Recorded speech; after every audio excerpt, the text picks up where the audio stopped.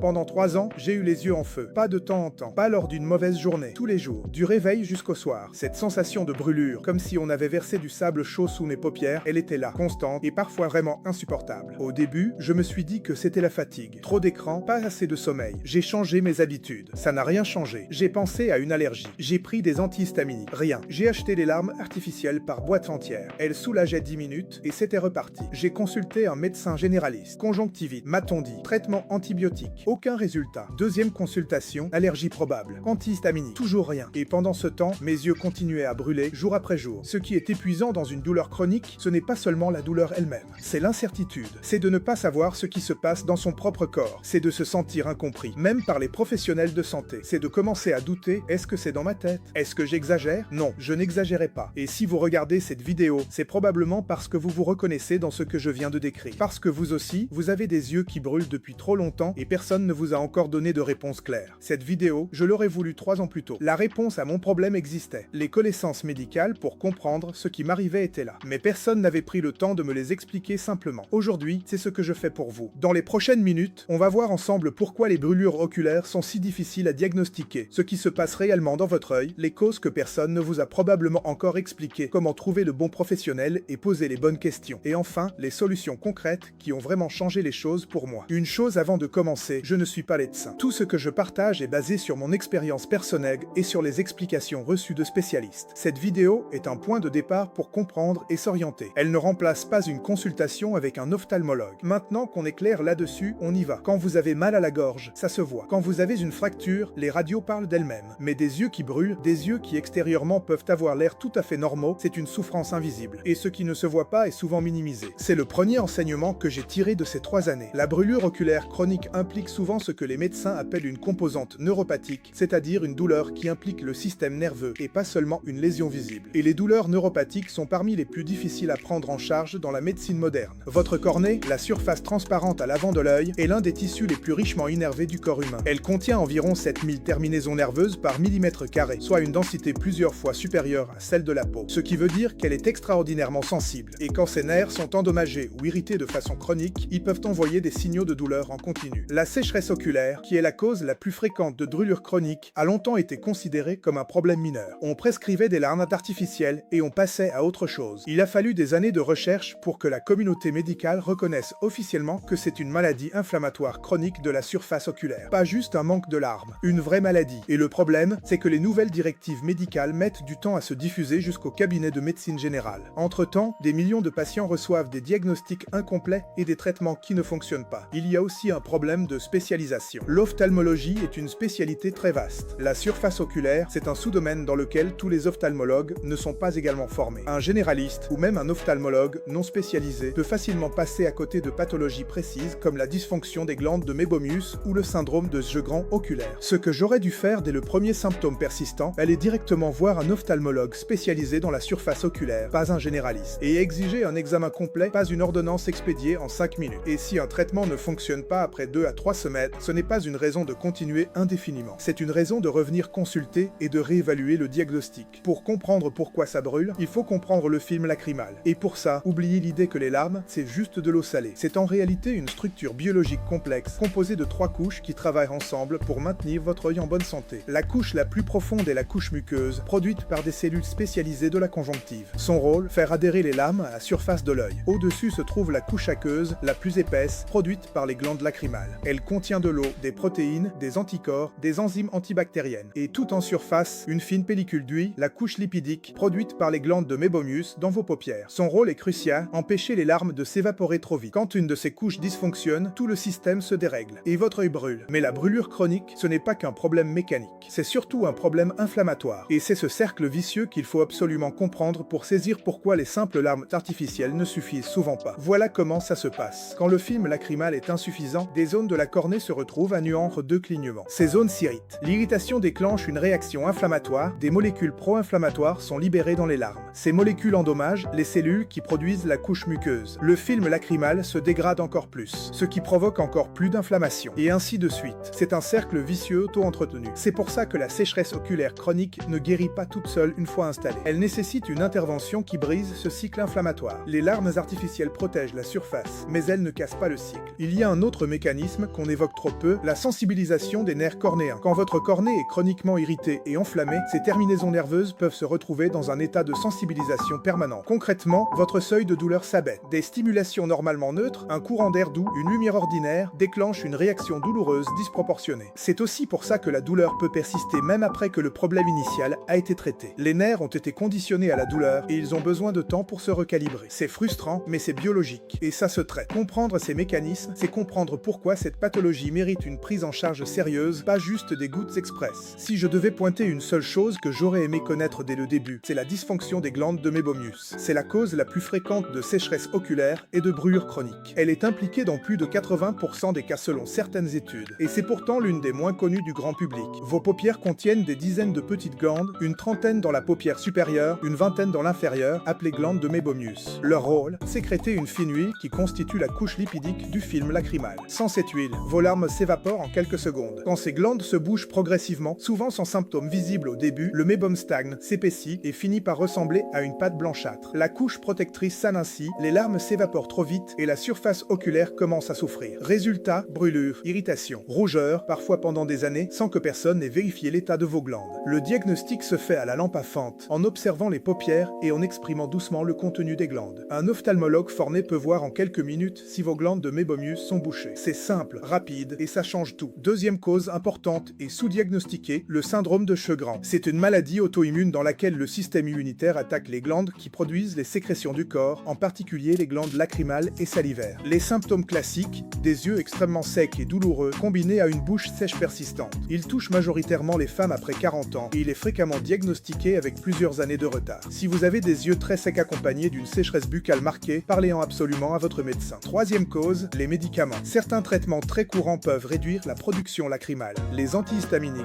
les antidépresseurs, les bêta-bloquants, certains traitements hormonaux. Ces effets secondaires oculaires sont rarement mentionnés lors de la prescription. Si vos symptômes ont démarré ou empiré peu après un nouveau traitement, la corrélation vaut la peine d'être soulevée avec votre médecin. Et puis, il y a la rosacée oculaire, une cause souvent insoupçonnée. La rosacée est une maladie inflammatoire chronique qui touche principalement le visage, mais elle peut aussi toucher les yeux, parfois de façon totalement indépendante de la forme cutanée. Elle se manifeste par une inflammation chronique des paupières, des glandes de Meibomius dysfonctionnelles, des yeux rouges et douloureux. Elle réclame un traitement spécifique, très différent des traitements habituels de la sécheresse. Si vous souffrez de brûlures oculaires depuis plusieurs semaines et que votre médecin ou votre ophtalmologue habituel n'a pas trouvé de cause claire, la première étape est de consulter un ophtalmologue spécialisé dans la surface oculaire. Ces praticiens existent, même s'ils ne sont pas toujours faciles à trouver. Comment les trouver? En cherchant des ophtalmologues dont la spécialisation mentionne explicitement la cornée, la surface oculaire ou les maladies du film lacrymal. Certains centres hospitaliers universitaires ont des consultations dédiées. Les associations de patients atteints de sécheresse oculaire peuvent aussi orienter vers des spécialistes reconnus dans ce domaine. Lors de votre consultation, plusieurs examens peuvent être réalisés. Le premier et le plus fondamental, c'est l'examen à la lampe à fente avec des colorants oculaires. La fluorescéine et le verre de lyssamine permettent de colorer les zones de la cornée et de la conjonctive qui sont abîmées. Ces colorations montrent en temps réel l'état de votre surface oculaire. Le test de Schirmer mesure votre production lacrymale. Une petite bandelette de papier filtre est placée sous votre paupière inférieure pendant 5 minutes. La longueur de la zone mouillée indique si votre production est normale ou réduite. C'est simple, indolore et très informatif. Le temps de rupture du film lacrymal mesure combien de secondes votre film lacrymal tient avant de se rompre après un clignement. En temps normal, il doit tenir au moins 10 secondes. En dessous de 5 secondes, c'est clairement pathologique. Cet examen distingue une sécheresse par manque de larmes d'une sécheresse par évaporation trop rapide, deux causes très différentes qui réclament des traitements différents. La méibographie, elle, permet de visualiser directement les glandes de Meibomius à travers la paupière grâce à une caméra infrarouge. On voit immédiatement si les glandes sont présentes, partiellement atrophiées ou disparues. Elle n'est pas disponible partout, mais elle est de plus en plus répandue dans les consultations spécialisées. Une erreur que j'ai faite pendant des années, arriver en consultation en disant juste que mes yeux me faisaient mal. Préparez vos consultations. Notez l'heure de la journée où vos symptômes sont les pires, ce qui les aggrave, ce qui les soulage, tous les traitements déjà essayés. Ces informations permettent aux praticiens de s'orienter bien plus vite. Et si un traitement prescrit ne fonctionne pas après 2 à 3 semaines, revenez consulter. Ne continuez pas à l'utiliser indéfiniment en espérant un miracle. Après 3 ans de fou médicat, j'ai finalement consulté un ophtalmologue spécialisé dans la surface oculaire. La consultation a duré 45 minutes. Examen complet à la lampe à fente, méibographie, mesure du temps de rupture du film lacrymal. Verdict, un dysfonctionnement sévère des glandes de Meibomius avec une inflammation chronique des paupières. Pas une allergie, pas une infection. Un problème structurel des glandes de mes paupières. En entendant le diagnostic, j'ai ressenti deux choses en même temps. D'abord le soulagement, enfin une explication concrète, quelque chose de nommé. Puis la frustration, pourquoi est-ce qu'on n'avait pas regardé là-dedans depuis le début? Le premier traitement prescrit n'était pas un médicament. C'était un protocole d'hygiène palpébrale à faire matin et soir, tous les jours. Compresse chaude pendant 10 minutes pour ramollir les sécrétions épaissies. Massage doux des paupières du bord externe vers l'intérieur pour déboucher les glandes. Nettoyage du bord libre des paupières avec des lingettes oculaires spécifiques. Je ne vais pas vous mentir, j'étais sceptique. Des compresses chaudes, c'était ça, la solution après 3 ans de souffrance. Mais j'ai suivi le protocole rigoureusement 2 fois par jour pendant plusieurs semaines. Après 2 semaines, la brûlure était moins intense. Après 1 mois, nettement moins présente. Après 3 mois, quasi absente dans les bonnes journées. En parallèle, l'ophtalmologue m'a prescrit des collyres à base de cyclosporine, un immunomodulateur qui réduit l'inflammation de la surface oculaire et protège les cellules qui maintiennent le film lacrymal. Ce traitement agit sur le cercle vicieux inflammatoire dont on parlait tout à l'heure. Il ne fait pas effet immédiatement, il faut souvent 2 à 3 mois pour sentir une amélioration notable. Mais il s'attaque à la racine du problème. Sur les lames artificielles, j'en utilisais depuis 3 ans sans résultat. Ce que j'ai compris avec le spécialiste, c'est que je n'utilisais pas les bonnes formulations. Les versions sans conservateur, à base d'acide hyaluronique, utilisées toutes les 2 à 3 heures, font une vraie différence. Les conservateurs présents dans beaucoup de collyres peuvent aggraver l'inflammation à long terme. Si vous utilisez des larmes plus de 4 fois par jour, passez absolument aux formulations sans conservateur.